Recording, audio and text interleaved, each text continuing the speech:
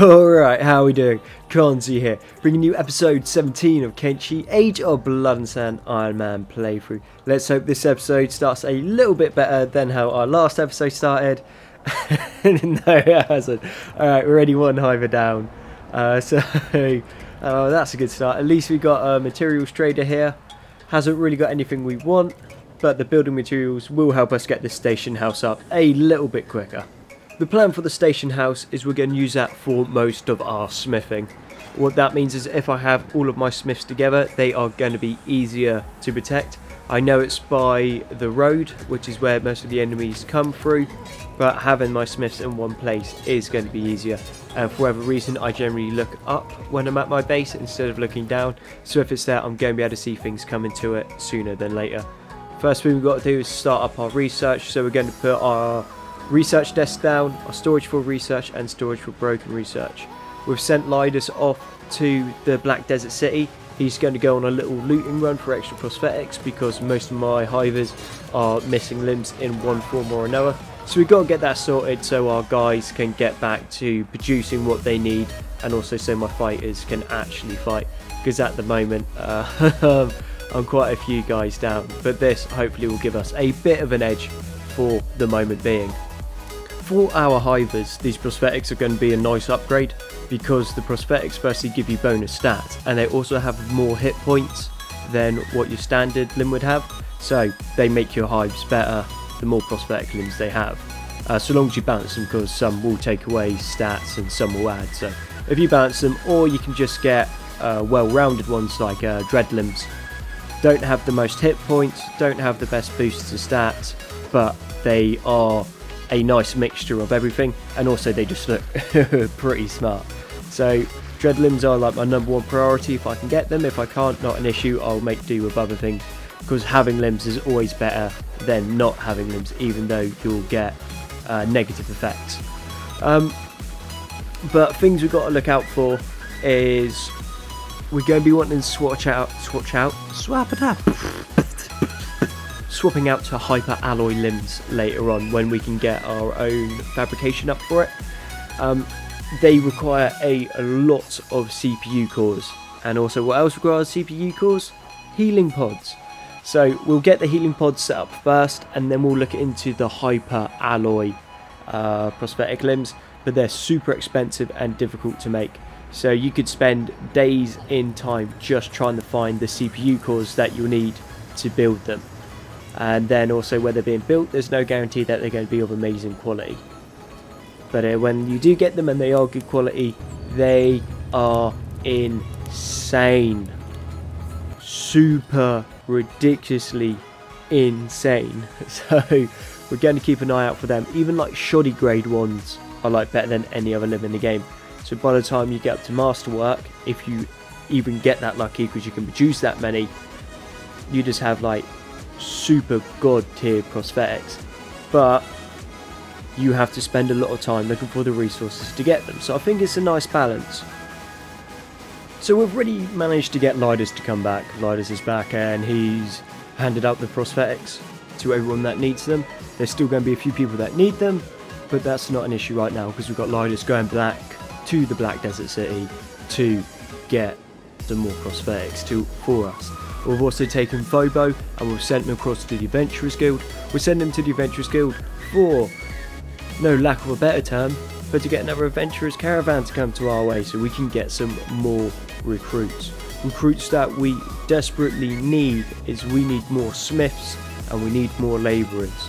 A few more soldier drones wouldn't be a bad thing, but they are not on the top of my list right now. A couple extra would be nice, but sometimes what you get is when one of these trade caravans comes in, it is about 70% soldier drones, which is fair enough because they are the hardest one to find in the world normally, so it makes sense that more of them would show up in the Adventurers Guild caravans just to try and balance things out.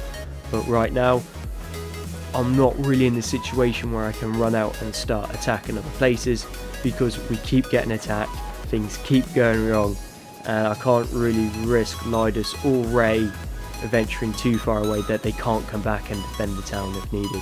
But as we can see, little workshop that we've made is maybe not as little as we should have had, because it's It's quite big, so it's taking a lot of iron plates. Photo has now made it to the Adventurers Guild, so we'll just get him, go in, talk to them to get some more recruits for our colony. We need the recruits because I keep losing them for the most stupid reasons, like an enemy runs in and then all of a sudden one of my hives is dead. Not having armour and not having weapons and then not being trained is a bit of an issue, which is hopefully something that we're going to be able to sort out once we get some more smiths and our smithing has been set up so we can equip our own people. But this here is interesting. This is a matriarchal grief wraith. These things are insanely powerful. They do about 400 damage a hit. So even Lidus and Ray, they are going to have a hard time trying to take it down. They might be able to, but it is not a fight I want to take. And she is real close to the colony, so I've got to hope that she doesn't come and wander through. If she does, I'll need to evacuate the colony, run everyone else away, so I don't lose everyone, because the attack speed on them is insane, the damage on them is insane, their toughness is pretty decent, not mental but decent, so they can be a bit of a glass cannon if you have weapons that do enough damage. But right now, I do not have those sort of weapons. And it looks like the matriarch has decided to wander towards our town. So in my moment of caring, my only moment of caring it would appear for my hives, I am going to evacuate the town. Everyone that can get out will get out, and those that are unfortunate enough not to be able to get out, I'm going to just leave them inside and hope that she doesn't aggro onto them. I can't go in and save them, so the best defense is just to stay put and hope that she goes away, which she has. She does appear to be patrolling this area, which is kind of annoying because we found her in this area. Well, first they found her in this area, then she went across, then she came back, and yeah, look at that, that's like 400 damage each hit, which is just something we can't go up to. But we do have the Surgeon's Guild showing up. Surgeon's Guild has a lot of pole arms, they're fairly well armoured, fairly well equipped, so we'll see how they do. And it's not looking well. It's not looking good for them. And let's see what damage they done. Yeah, sweet. Oh, she doesn't have crazy high hit points. The hit points aren't too much higher than that of, say, a beat thing, but the stats are a lot higher. And higher toughness makes a massive difference to the amount of damage that you take, plus bleed and the rest. It is possible that Lidus and Ray could take her down if I put Ray up front, because he's in the heavy armour, to try and tank and aggro, and then run Lidus behind so he can use his Udachi to get as much bleed damage off, and hopefully she would bleed out before Ray dies. Ray will not be able to win this fight, but he should be able to buy enough time for Lidus to then hopefully take her down, and then we'll just loop the corpse and kill her. That will be the plan. We now have the Adventurers Guild has shown up at our outpost. Me with all of my fantastic words right then. So this little cheeky chappy, he looks like a carrot, so therefore named Carrot. He's going to be a farmer. Maybe go with Edward on this guy, see if I can smell it. And Edward doesn't work, so we're going to go with Edge. He's going to be our swordsman. Yeah, again, it's a hive soldier drone, so you're going to need to be bigger. And we're going to call you Ping from Vinlad's recommendation. So thank you for commenting, Vin. And here we go. Oh, that also goes, if you want to name one of the hivers, just comment down in the comments section below. And next chance I get, I will change the hiver's name for you. So just say which hiver you want. Or if you want it to come in on another trade caravan, we can change the name across for you. That is not an issue. And then we have Timmy. He's called Timmy because he looks like a Timmy. And we got to make him look like a Timmy whilst still holding that soldier drone aesthetic that I hold so dearly to what I think they should look like. That's fairly Timmy-like, and now we just got to find you a Timmy stance. You are the perfect Timmy. And what has happened here is one of the Onis has decided that kidnapping one of my hivers was a good idea. That is not a good idea. No one kidnaps my hivers, and especially not Onis, because anyone else kidnaps them, you can go and get them back. It is not an issue. But the Onis, they torture your hivers until they die. And back at main base, we appear to be having a run-in with the Holy Nation. Looks like another trade caravan, but that seems to be going alright. Far better than the other episode. And Lydus, for whatever reason, seems to have stopped moving, so we're going to get him, give him a bit of encouragement to keep on the way to the base, because I need him back and I need those prosthetics. Ray's doing a fairly decent job against the Onis. I'm surprised he can take 2. He'd be able to take 1, we've seen him take 1, but 2 is a little bit of a tall order, and he's knocked 1 down and we can get our hive back. We'll loot the med kits and the robotics kits off them. That prevents them from healing themselves, because where they're robots, if they heal themselves, they can literally be knocked down. You leave them alone for 30 seconds and they're back up and in the fight.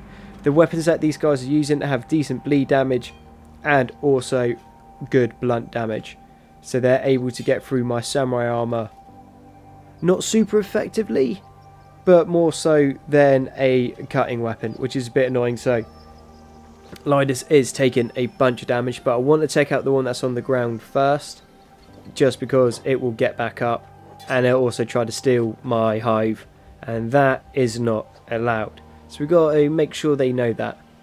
But this is going to be a long fight right here. So what we're going to do is we're going to cut between this fight and with our hives fighting off the Holy Nation.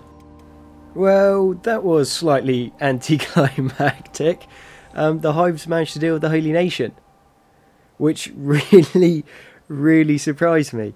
Yeah, no, I was not expecting that. I was expecting them to be there a lot longer trying to fight those Holy Nation, and I didn't expect them to win either, but I'll call that as a victory. So it goes to show, if you guys survive and they take enough kickings, it does not take long until they get back up again and into the fight. We do have some triangle bandits trying to ruin the party, but that is not an issue. They got terrible armor. Their weapons do decent bleed damage though, which is something that you have to keep an eye out for. But generally, looking at the colour of their weapons, they're going to be low quality. Lydus is pretty beaten up actually. He's taken more of a kicking in the Black Desert than I thought he would have. Which isn't ideal. I kind of need Lydus back at base. But then it goes, he couldn't move quick enough, so people managed to catch up and then knock him down, and then once he took damage on the leg, he went even slower, and then the damage just keeps on happening. Ray's arm is all mashed up now, so he's had to change out to his Wizawaki. My pronunciation is terrible. If you know how to say that, yeah, again, just comment down below, and I'll try to get it said right, because that's so bad. Oh, wow. All of those bloodhounds in the back. That is going to be a massive issue. We do have desert divers there, so they're going to help us out quite a lot, but I don't think they're going to be able to take them. Ray's slowly chipping away at the Oni, and soon it'll go down.